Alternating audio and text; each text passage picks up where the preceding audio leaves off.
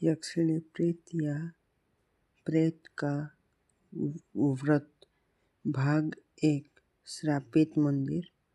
गांव सारंगपुर एक छोटा सा लेकिन बेहद रहस्यमयी गांव जहां एक प्राचीन मंदिर था जिसे लोग यक्षिणी का मंदिर कहते थे। किसी को यहाँ जाने की इजाजत नहीं थी, खासकर अमावस की रात को। कहते हैं कि उस मंदिर में एक स्त्री की आत्मा बंधी हुई है जो खूबसूरत, मोहक लेकिन रक्त पिपासु मतलब खून पीने वाली लड़की।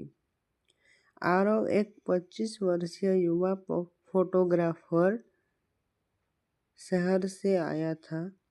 गांव की सुंदरता को कैमरे में कैद करने उसे गांव के बुजुर्गों ने चेतावनी भी दी थी।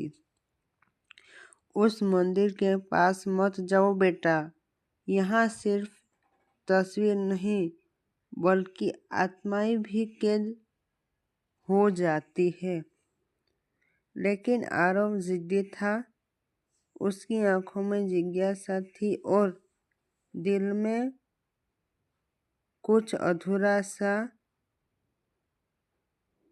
था जो वो इच्छा पूरा करने वाला था।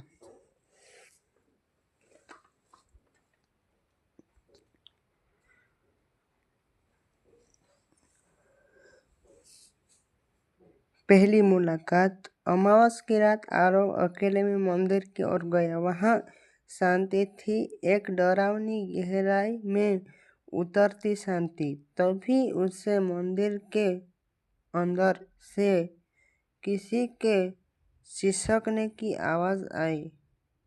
वह झांक कर देखने लगा।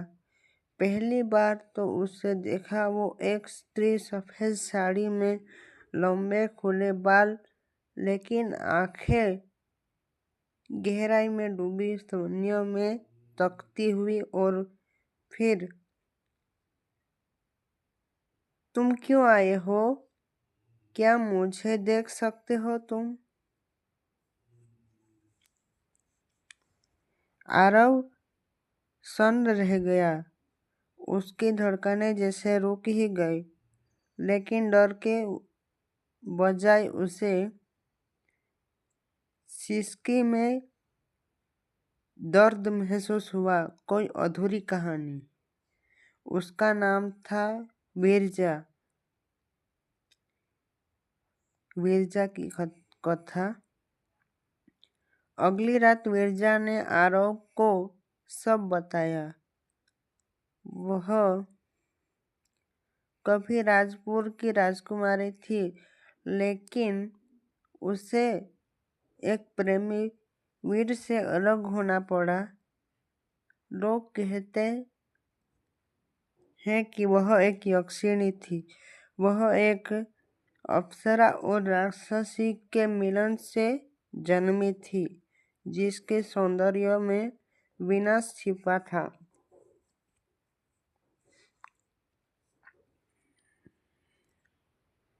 राजा ने उसकी शादी किसी बलशाली तांत्रिक से कर दी थी, जो उसके सौंदर्य और शक्ति दोनों पाना चाहता था। लेकिन विरजा ने इनकार किया। उस तांत्रिक ने उसे मंदिर के अंदर बांध दिया, एक शापित वचन से। जब तक कोई मानव निस्वार्थ प्यार से मुझे अपनाएगा नहीं, तो इसी मंदिर की दीवारों में कैद रहेगी। प्रेम और प्रेत। आरव और विरजा की मुलाकात बढ़ने लगी। वो सिर्फ आत्मा नहीं लगती थी, एक साथी थी। दर्द में डूबी आत्मा जो प्रेम की छाया में मुस्कुराना चाहती थी। विरजा ने पहली बार किसी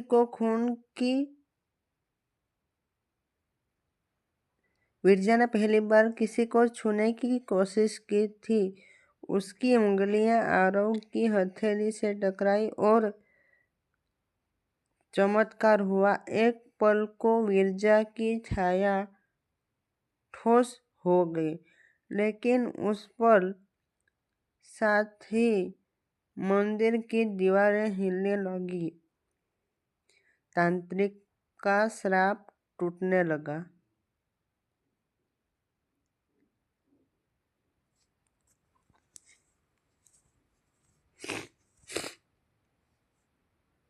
श्राप को पूरी तरह तोड़ने के लिए एक बलिदान चाहिए था।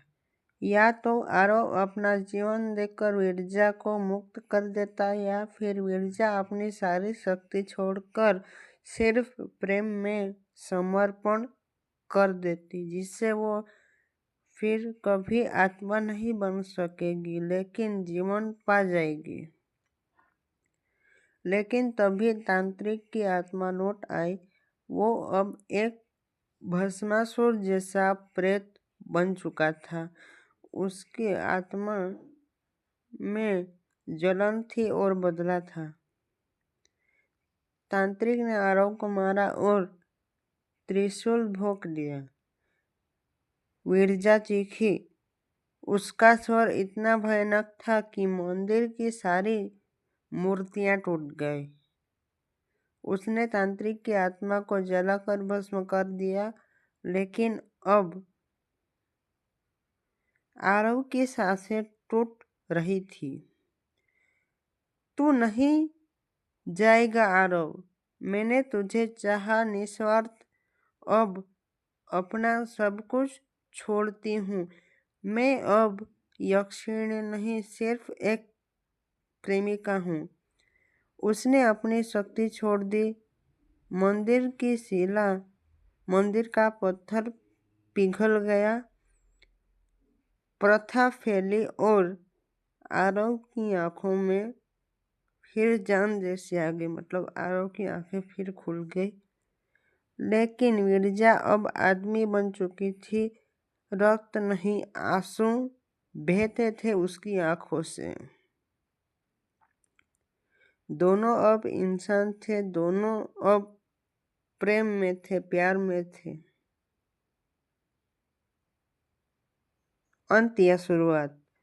सारंगपुर अब मंदिर नहीं था।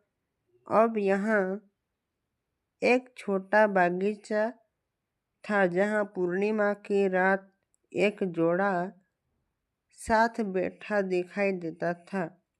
लोग कहते थे कि प्यार कभी प्रेत नहीं बनता, बस इंतजार करता है किसी आरव या विरजा का।